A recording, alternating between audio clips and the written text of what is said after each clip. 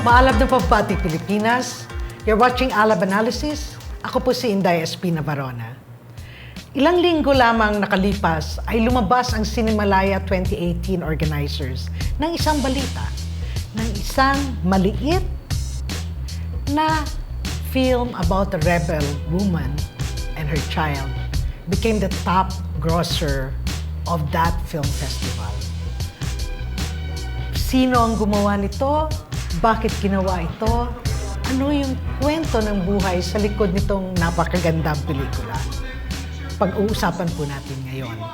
Kasama po natin ang direktor at ang bata sa pelikula, si Kip Oebanda. Kip, how does it feel to be a hit maker? Because it was a certified hit. Ang laki. Magkano kita nyo? I don't know the exact figures, but I know it's the best-selling Cinemalaya film of all time. So, kumbaga, kung ano yung previous record, plus 50% nun ay yung kinita ng film. And actually, medyo ganun din siya even in comparison with this year's entries. Did you expect that? No. I mean, we designed the film that was very intimate, very personal, very emotional actually, and hindi siya nag-adhere to the conventions that you see usually with hit films. So hindi siya rom-com, hindi siya horror, hindi siya action. Hindi namin siya in-expect na ganun yung magiging reaction ng mga tao. So we were very happy and thankful. And dahil nga doon sa reaction and we're going nationwide. Oh, good. When should we expect this?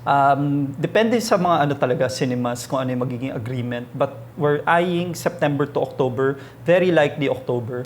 Pero kamusta naman yung reaction ng mga huge chains? Well, we'll see. Pero meron na kami distributor. Okay. And actually, our trailers are showing now sa pista ng pelikulang Pilipino. Attached siya with our distributor Quantum's film, Pinay Beauty. Okay. So before you go into Pinay Beauty, makikita mo yung trailer ng Liway. Ano yung primary nasa isip mo? Why did you want to make this film? It wasn't easy. Nakakatakot siya na gawin a film. In the sense that my greatest fear was if detainees, if victims, if the people I represent feel like I didn't represent them properly. Am I representing this period accurately?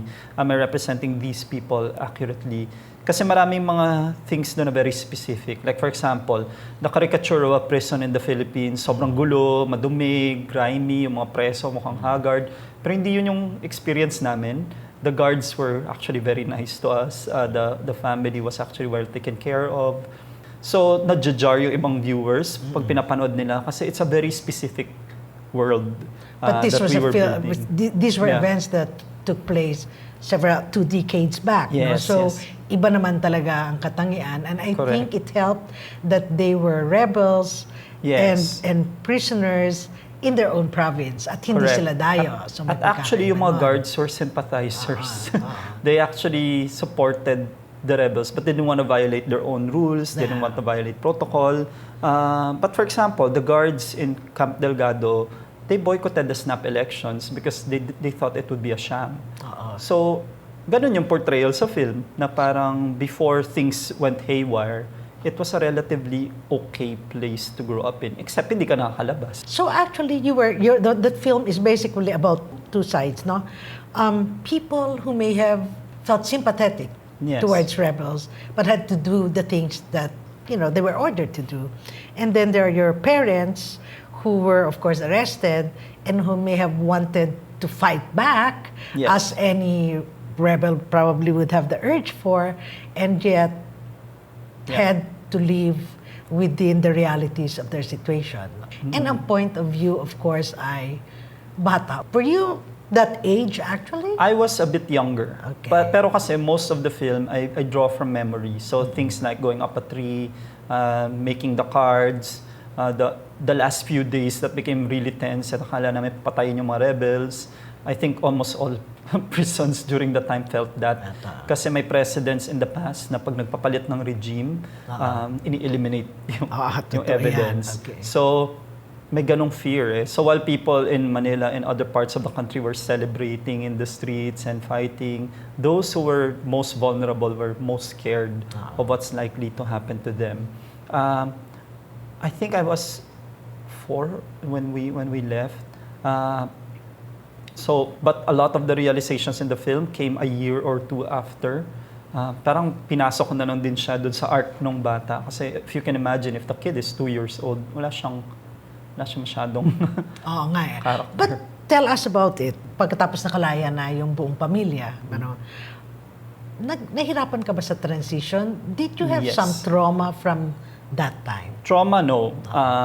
Pero what I had was a lack of understanding of the outside world, which made it hard to cope with elementary. Kasi for example, one very specific memory is, sasabihin ng teacher ko, 1 orange plus 1 orange equals, hindi ko alam ang orange.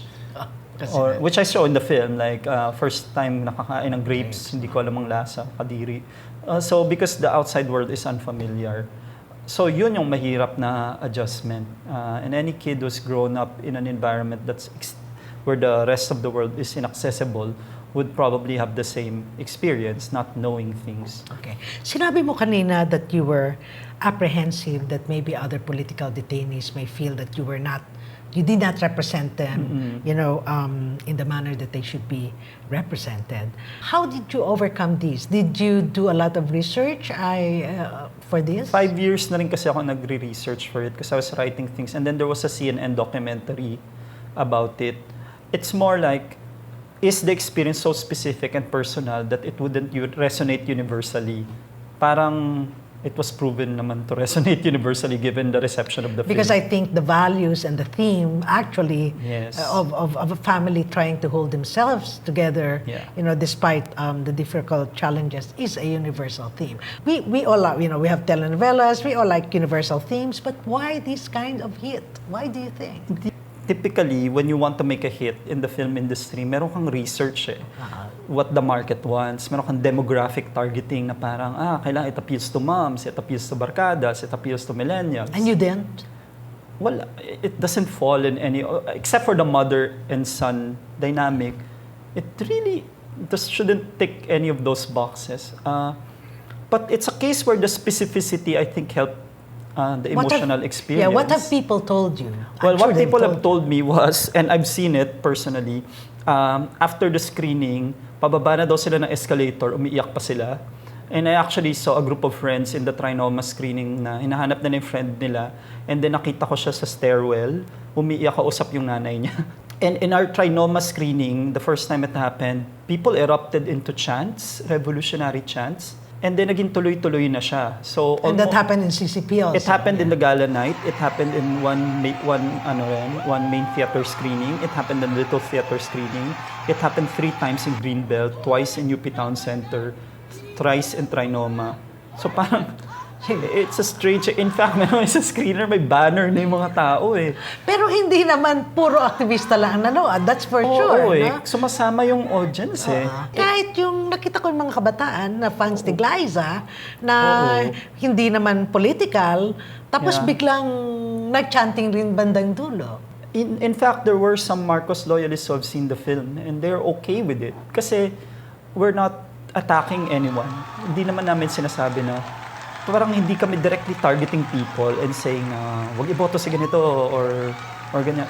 It's a very real experience and it's kind of hard to bash that kasi totoo siya. At ito rin yung experience ko nung I made the post about it on Facebook that got majorly, ang dami-dami nag-share. Kinwento ko lang yung totoo. And I think that in itself contributes a lot. Kasi there's a lot of move to discredit that history.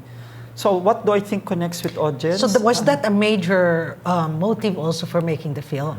Oo, kasi actually that was the major motive for making the film. Kasi it feels off when people tell you that your own memory and history are false, na parang your recollections are wrong. And I feel very strongly that kung ano man yung version nyo ng national history, that's your problem. But we have our own personal histories. Don't discredit it, no? And there's also a tendency to turn the left now into caricatures. The NPA being labeled as terrorists, the left being discredited as lahat pare-pareho. Na if you think about it, the story that we portrayed in the film could very well be the story of someone in the mountains right now. Right now, that's or a true. family, or a family, kahit hindi mga NPA, kahit people who are clamoring for change. they have consequences to their lives too, and they have to make these sacrifices too. So for us to bring out that sort of emotional connection, I thought was important. When Liway, your mother, sat down and saw the film for the first time, iba kasi yung nabasa niya, yung script. How did she react? Well, umiyak siya. Pero there are scenes, there's one particular scene na hindi niya kayang panoorin kasi it brings back trauma. The encounter, hindi niya siya kayang panoorin kasi parang kahit decades na nakaraan, there's still some wounds that haven't healed. And I think that's mainly the arc of the two characters really, na parang they were idealistic young people and then they were hurt significantly. And that turned them into the people who they were. And until now, parang nahirapan pa rin siya talagang panoorin yung sequence na yun, yung scene na yun.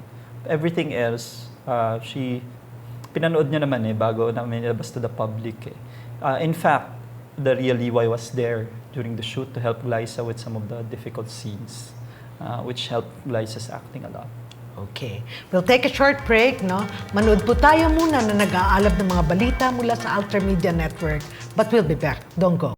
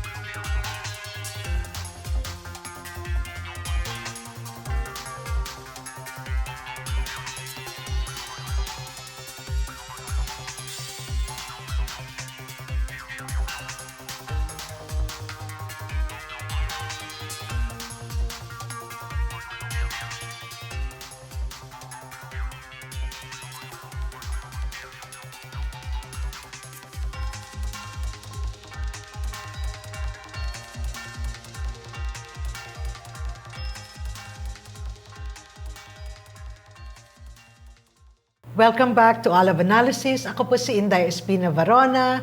Kausap po natin ngayon ang direktor ng top grosser ng Cinemalaya 2018, the film Liway, si Kip Oebanda.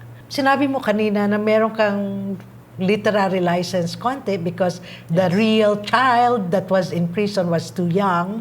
And so medyo inangat mo konting edad para makasalita na siya. Things that happened after. Medyo pinasok ko siya to make it slightly early. Okay, so your mother is Cecil Oebanda. Yes. That's her real name. Your father is Rick Oebanda. Paano humubog ang character nila sa film? Does it really play true to life o may pagkaiba kang pinasok doon? Yes, actually, it's much more closer to real life. Even the child, no? Even like if you ask people who were with us in jail, who were there in the screenings, they'll say, "Oh, the kid, parang ganyan yung ugali niya." Pero ang sabi lang nila, mas makulit pa daw ako doon. As in, magulo daw akong bata.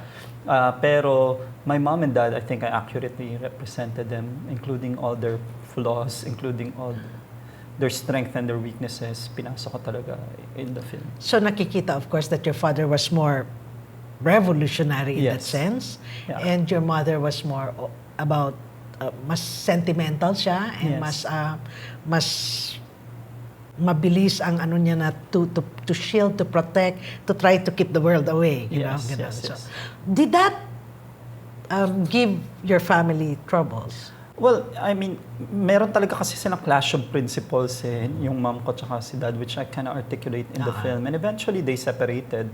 And my dad went back to Negros and helped with the... In fact, when my dad was funeral ng dad ko, bumaba yung mga nasa bundok to sing revolutionary songs with my mom during his funeral. So, may ganun silang dynamics It was not really super antagonistic or painful to the kids kasi we understood both of them.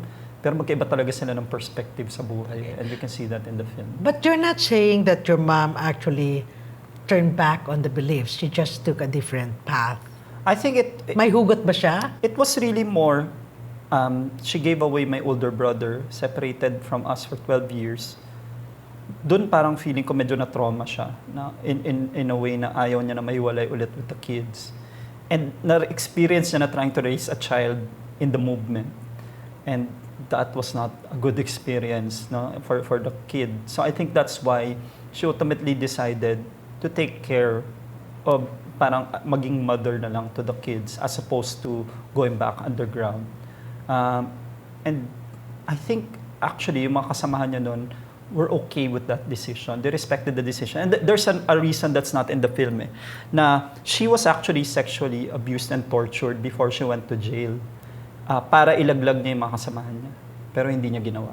So, there's that sort of respect na may threat dati na ihahagis sila, uhulog sila sa helicopter on the way to Iloilo.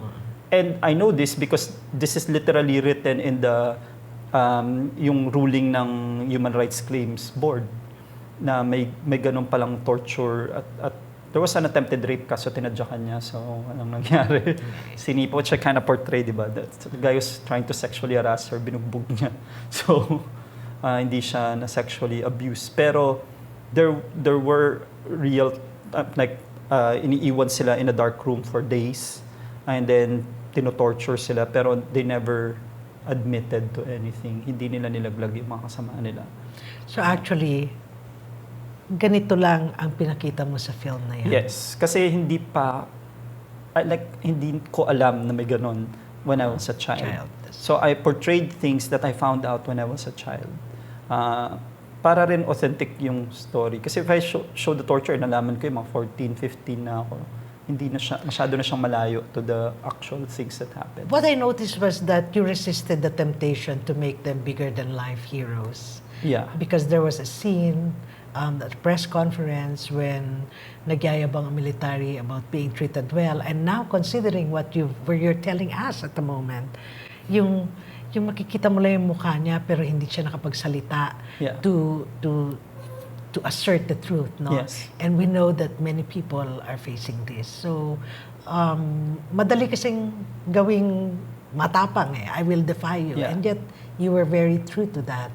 Because in reality naman, even if you're a soldier for the government, even if you're a revolutionary fighter, there's always mortality. There's always the fear of death. There's always the fear of what will happen next. And remember when they were captured also, she was pregnant with me. So may ganun ding variable in the equation. I think ultimately, grabe yung impact sa kanila to see their friends die. Especially the ones who are non-combatants. Kasi those people did not consent. Unlike soldiers, di ba? Na parang soldiers, it's expected that you might die in a war, but non-combatants shouldn't be targets. And ganun yung nangyari sa film. Nabigyan rin ba ng hustisya yung mga kasamahan nila namatay? Well, hindi kasi siya nabigyan ng hustisya. In fact, the colonel who killed those guys got promoted. Hindi ko siya pinangalanan sa film, boy pa siya At actually, mataas ang position niya. So he's alive? He's alive, yeah. And in fact, it was, funnily enough, the Aquino regime that promoted him. So, yeah. So, boy pa siya. That's why it's a dangerous film to make in many ways. Is he still with the military or now in a high position in government? I think retired na siya. Retired na siya. But boy pa siya. Still alive. Yeah, okay. Boy pa siya. Are you ever going to tell his name? Well, one of the colonels that hindi yung masamang colonel, one of the colonels who didn't kill people on that day. Who said na wag patayin yung mom ko, actually. Who decided not to kill my mom. I recently found out we worked with him. What do you mean you worked with him? So my mom was an NGO. Yes. And we were working with that guy. Apparently, kasi sa LGU, nung city na yon, siya yung ka-coordinate namin. So nalaman namin, siya pala isa sa nanghuli sa mom ko. At siya nag-order na huwag siyang patayin. And I found out recently that the reason why he decided that was because his wife was 8 months pregnant also during the time. I kind of want to tape an encounter between him and my mom. Have they ever met? They haven't met yet. Okay. When they meet, I want to record that. So there's a lot of layers to that story. Yes. So, for example, the madre, there were actually 3 nuns. Pero in the film, isa lang. Kasi ang gulo naman kung tatlong madre. But surprisingly, in the Trinoma screening, the first time we watched Liway. So Liway was there. Daming madre na nanood, actually. Nandun yung isa Because sa madre. she came from the religious sector. Yes, nandun yung isa sa madre. At nandun yung isang prisoner din. Nakasama niya si Tita Perla, who I sang the Perla Buddha was in the film also. Hindi namin alam na nandun siya. At hindi niya alam na nasa film siya. And doon, nag-mini reunion sila sa Trinoma. Silang mga involved sa mga nandun sa story. Just by coincidence, nandun sila lahat. I'm sure it wasn't an easy childhood for any of you in the family, Yes. you know? How do your siblings, for example, react? Well, my kuya wasn't aware eh. He thought na parang, he knew that his mom was in prison, but he grew up with my dad's sister. And my younger sister, she was a baby eh, so they don't really recall eh. Ako yung pinaka in the heat of the moment. So a lot of these things that happened in the film are from memory. And that's why it's structured like medyo stream of consciousness siya. In the sense kasi like climbing up a tree, reading. So a lot of it is really childhood memories that I put into film. And was I traumatized? No, but adjustment to the outside world was hard. Where is Liway? What does she do now? She works in a non-profit called Visayan Forum. Her job is to rescue children, in particular, women and children in particular, sa human trafficking, and she works a lot with domestic work also. I think they have the office in port area, di ba? Yes, they have in the ports, they have a halfway house, they have a safe house for long-term victims, especially those who want to pursue cases. So that's her job mainly, it's non-profit. Sa ilang dekada na rin to eh. I think 27? 27 years. Dalawang dekada na mahigit, magto 30 years. She's been awarded a lot of times, and yet she had a problem not too long ago rin with the USAID. Yeah. There was an allegation of misuse of funds. So it was tried at the Department of Justice during the time of Aquino. It was dismissed, and then it was refiled during the time of Duterte. Dalawang DOJ na yung nagsabi that it doesn't even merit. Sino ang nag-file ulit sa panahon? NBI. But the witness of the NBI was already arrested, had a warrant of arrest for perjury. So yung mga so-called witness nila, sila yung may arrest warrant. On the end of Visayan Forum, I don't know all the specifics, but what I do know is that the DOJ already dismissed the case for lack of evidence. Kaya nakalift rin siya sa blackmail sa USAID. And Never yet the naman kami USAID came out with another strange well, they would, statement. right? They would say that they followed protocol, right? Otherwise they look weird, di ba? They're not gonna admit it. But like, what do you do now? Kasi tapos na yung case. Di sige, sabihin nyo yan. Pero like at the end of the day, the Department of Justice dismissed it, didn't even reach a trial. Like preliminary investigation, fiscal level, wala na. So, if you have something, just show it. And kami, as a family, we have nothing to hide. CNN covered this issue extensively, and we said, okay, CNN asked my mom flat out, no, do you want to open all your bank accounts, including your dollar accounts? My mom said yes. And so we became the first private citizens, to my knowledge, that were lifestyle checked. Sana gawin din ng mga politiko, di ba? Pag may allegation, just open all your bank accounts. Oo nga. Open all your assets and we won't have a problem. I mean, pero pagkatapos, after na matiwasay na yung buhay niya, although I'm sure she meets suffering every day, no? Tapos biglang malaking dagok. How did Cecil take it? For a while, she was sad. Kasi, syempre, she was thinking more like what's gonna happen to the kids. But then after that, She was like, yeah, let the legal process run its course, will be found innocent. Maraming na-accuse, maraming napagbibintangan, pero the important thing is you run the legal process, and when the legal process is resolved, it's done. And that's what we did. Okay. Your film shows a woman who's a little slightly naive, okay? Yes. Flights of fancy. You know? Yeah. Is your mother like that? But is there a core of steel in there? How can you give examples? I think she of started that? out naive. So when she was young, she was really naive. Parang all she wanted was like, oh, mag-preach tayo ng liberation theology dito sa mga magsasaka. Bawal na nga eh. Diba? So there's naivety in the sense that she was so optimistic. I think what the change, the point where it really changed was when her mom died. Because all she wanted was to go home. And I think actually yun yung core ng film eh. It's really going back to your family. And nagsacycle yung history eh. So she said goodbye to her mom, her kids said goodbye to her. And it's the journey of trying to make a family whole. Kaya nga rin namin ginamit yung song na Pagbabalik. Because it's about coming back home. But when her mom died, the promise of her mom waiting for her died with her. And that changes you as a person.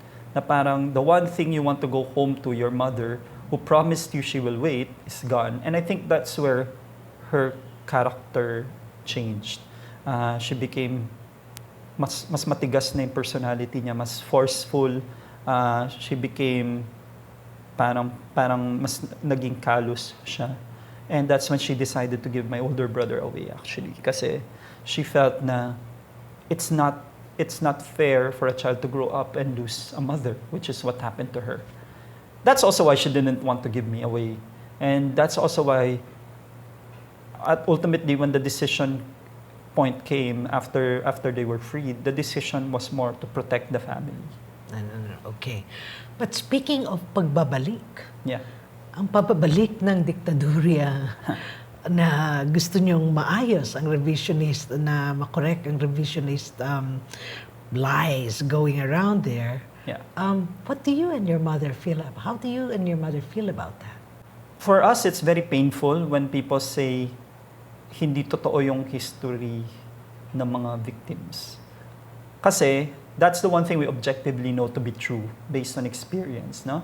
And in fact, I had a friend na hindi ko na friend on Facebook say, kasi communist yung parents mo, so you had communist blood running through your veins. So justified Really? nang na makulong ka. Sabi ko, okay, block.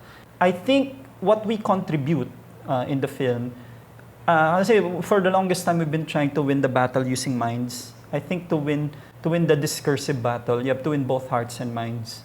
I think we're trying to provide the heart of the matter, just to make people feel what it feels like. And I think that's the feedback. That's why people are giving it a good feedback. Kasi they actually felt what it felt like. More than numbers, more than data, more than statistics, naramdaman nila what a family would be like during that time. So I think it has to come hand in hand. People should persuade people, other people, using logic, using facts and data, using argumentation. But we also must persuade people through feelings and emotions. Both must come hand in hand, and that's what we're trying to contribute to the discourse. Well said. My hearts and minds. Yes. That's all for now. Thank you for watching ALAB Analysis. Tandaan nyo, pag lumabas sa sinehan ang Liway, manood po kayo. Puso, utak, kalayaan. Yan po ang pinaglalaban ng film na yan. Sa susunod po na episode, ito po si Inday Espina-Varona. Good day.